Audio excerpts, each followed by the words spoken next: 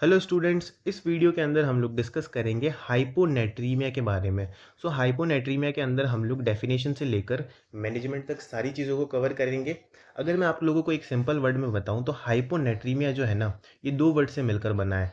जिसके अंदर पहला वर्ड हमारे पास है हाइपो। हाइपो का मतलब होता है लेस, ठीक है। और हाइपर का मतलब होता है हमारे पास ज़्यादा। देखो, हाइपो का मतलब होता है लेस। और जो हमारे पास सेकंड वर्ड है नेट्रीमिया। नेट्रीमिया जो वर्ड है ना, वो आया है सोडियम से, ठीक है। सोडियम। तो देखो, हाइपो हुआ डिक्रीज और नेट्रीमिया हुआ हमारे पास सोडियम। सो बॉडी के अंदर, ब्लड के अंदर आप लोगों को पता होगा हमारे फ्लूइड एंड इलेक्ट्रोलाइट्स होते हैं, ठीक है। ये जो हमारे पास सोडियम पोटेशियम है, ये सारे इलेक्ट्रोलाइट्स है, ठीक है। इनका बॉडी के अंदर काफ़ी सारा काम होता है। मैं आप लोगों को आने वाले वीडियोस के अंदर एनाटॉमी में काफ़ी सारी जगह पर मैं आपको समझाऊंगा, आप वीडियोस को देखना।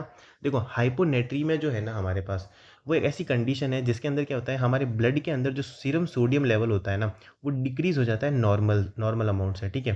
सो अगर आपको यहाँ पर डेफिनेशन से समझाऊँ, hyponatremia refers to an lower than normal level of sodium in the blood, ठीक है। सो ब्लड के अंदर बेसिकली क्या होगा, लोअर हो जाएगा, क्या हो जाएगा, सोडियम का लेवल नॉर्मल से। Specifically when the concentration of sodium below 135 milli equivalent per litre. So basically यहाँ पर क्या होगा ना, 135 मिली इक्विवेलेंट पर लीटर से जो है यहाँ पर रिड्यूस हो जाएगा हमारा सोडियम का लेवल, ठीक है। बॉडी के अंदर जो सीरम सोडियम लेवल होता है वो नॉर्मली कितना होता है, नॉर्मली होता है 135 से लेकर 145 मिली मोल पर लीटर, ठीक है। मिली मोल नहीं, मिली इक्विवेलेंट पर लीटर, ठीक है, मिली equivalent per litre.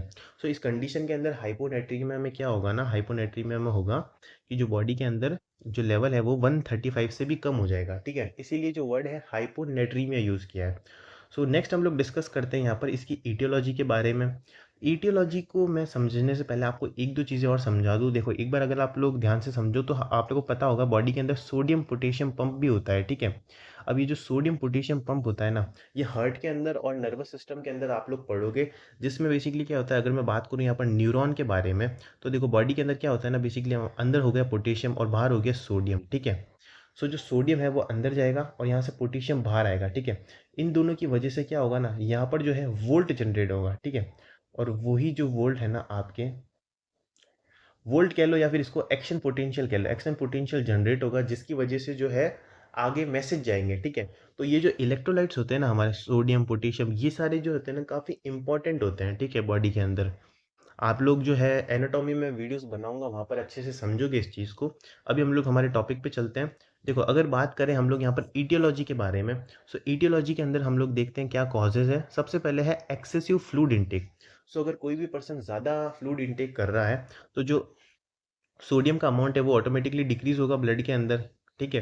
Consuming more fluid than kidney can excrete. जो किडनी जितना एक्सक्रिएट नहीं कर सकती, उससे भी ज़्यादा अगर फ्लूइड का इनटेक करेगा कोई भी पर्सन, तो वहाँ पर जो है सोडियम का लेवल जो है, सीरम सोडियम का लेवल वो डिक्रीज हो जाएगा।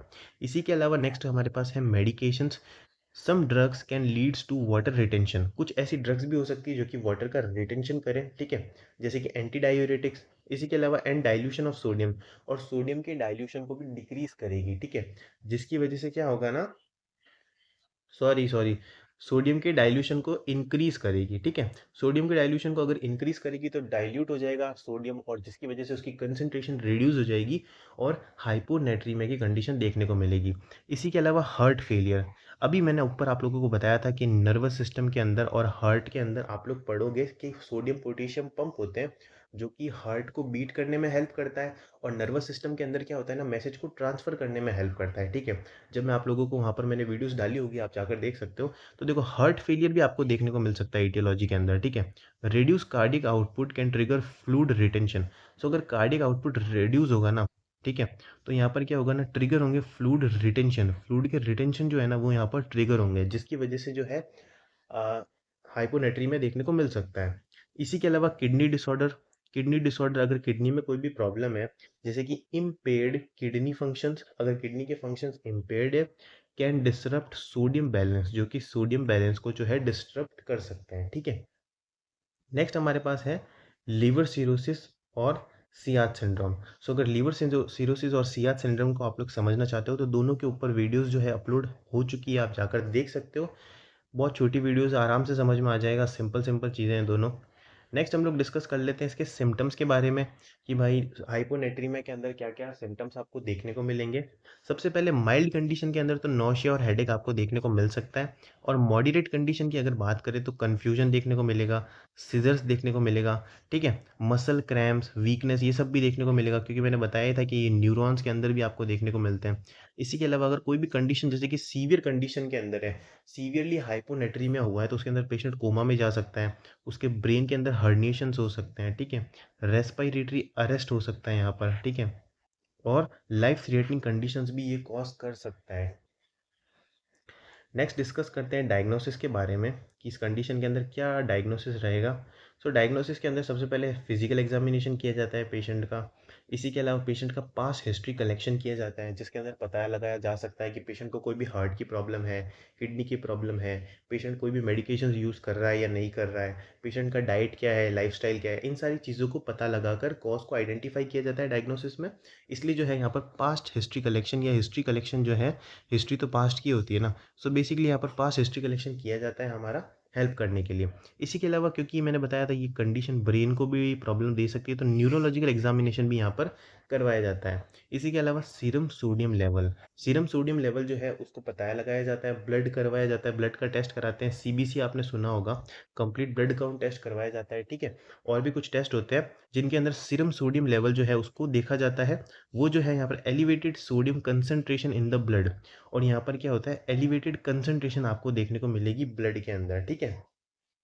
नेक्स्ट है हमारे पास यूरिन टेस्ट। यूरिन टेस्ट के बारे में अगर बात करें to assess the kidney ability to concentrate urine, ठीक है? सो किडनी की एबिलिटी जो होती है वो भी यहाँ पर देखने को मिलती है यूरिन टेस्ट के अंदर, ठीक है? एक चीज़ और यहाँ पर करेक्ट कर लेना कि एलिवेटेड नहीं देखने को मिलेगा आपको सीरम सोडियम लेवल जो है वो आपको डेविएटेड देखने को मिलेगा, ठीक है? क्योंकि ये जो कंडीशन है ना ये तो हाइपोनेट्रीमिया की है ना, तो डेविएटेड का मतलब तो होता है डिक्रीज होना और एलिवेटेड का मतलब होता है इंक्रीज होना। तो इंक्रीज तो आपको हाइपरनेट्रीमिया में देखने को मिलेगा, ठीक है? यहाँ पर तो आपको डेविएट देखने को मिलेगा, ठीक है? ये करेक्ट कर लेना आप लोग। नेक्स्ट हम लोग आगे डिस्कस करते हैं। इसी के अलावा ब्लड एंड यूरिन की ऑस्मोलैलिटी भी यहाँ पर देखी जाती है, ठीक है? इसी के अलावा assessment of dehydration and fluid and electrolyte level. So fluid और इलेक्ट्रोलाइट का जो लेवल है बॉडी के अंदर उसको मेज़र किया जाता है, कौन सी चीज़ें कम है उस हिसाब से ट्रीटमेंट प्रोवाइड किया जाता है। नेक्स्ट डिस्कस कर लेते हैं ट्रीटमेंट के बारे में। अब देख लेते हैं कि इस कंडीशन में क्या ट्रीटमेंट रहेगा। तो देखो सबसे पहले फ्लूइड रिस्ट्रिक्शंस, ठीक है? फ्लूइड के ऊपर रिस्ट्रिक्शंस होगी। लिमिटिंग वाटर, पेशेंट को जो है लिमिटिंग वाटर ही दिया जाएगा इस कंडीशन के अंदर। Treatment of the underlying causes, कुछ ऐसे कॉजेज होते हैं जिनके बारे में जिनको पहले ट्रीट करेंगे जैसे कि हार्ट फेलियर, किडनी डिसफंक्शन, इन चीज़ों को पहले ट्रीट करेंगे। इसी के अलावा रेगुलर मॉनिटर करते रहेंगे सोडियम लेवल को, ठीक है? और स्टीरॉइड्स यहाँ पर दी जाती है और एडजस्टिंग डायूरेटिक्स ड्रग्स भी यहाँ पर दी जाती है, ठीक है? डायूरेटिक्स क्या करती है, ये बॉडी से जो है एक्स्ट्रा फ्लूइड को बाहर निकालती है ताकि जो सोडियम है उसकी कंसंट्रेशन बैलेंस हो जाए हमारे ब्लड के अंदर, ठीक है? सो यही जो ट्रीटमेंट है हमारे पास दिया जाता है। आई होप आपको पूरा टॉपिक समझ में आया होगा एंड तक। अगर आप चाहो तो इसकी पीडीएफ भी डाउनलोड कर सकते हो हमारे टेलीग्राम चैनल से।